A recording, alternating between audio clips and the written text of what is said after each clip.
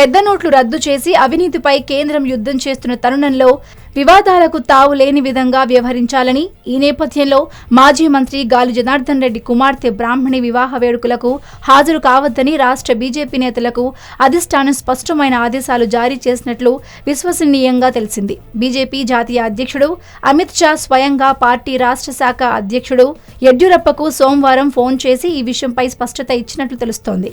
గాలి కుమార్తె వివాహానికి హాజరు కావాలా వద్దా అని సతమతమవుతున్న బీజేపీ నేతలు అధిష్టానం ఆదేశాలతో వెనక్కు తగ్గే అవకాశం ఉంది. కోట్ల రూపాయల నల్లధనం వెచ్చించి గాలి జనార్దన్ రెడ్డి తన కుమార్తె వివాహం చేస్తున్నారని ఆరోపణలు వెల్లువెత్తుతున్న నేపథ్యంలో ఈ వివాహానికి బీజేపీ నేతలు హాజరైతే అది ప్రజల్లో తప్పుడు సంకేతాలు పంపే ప్రమాదం ఉందని అధిష్టానం పేర్కొన్నట్లు తెలుస్తోంది. గాలి జనార్దన్ రెడ్డి రాష్ట్రంలోని ప్రముఖ బీజేపీ నేతలందరినీ పేరు పేరున తమ కుమార్తె వివాహానికి ఆహ్వానించారు. కొందరైతే స్వయంగా వెళ్లి ఆహ్వాన లేఖలు అందజేశారు.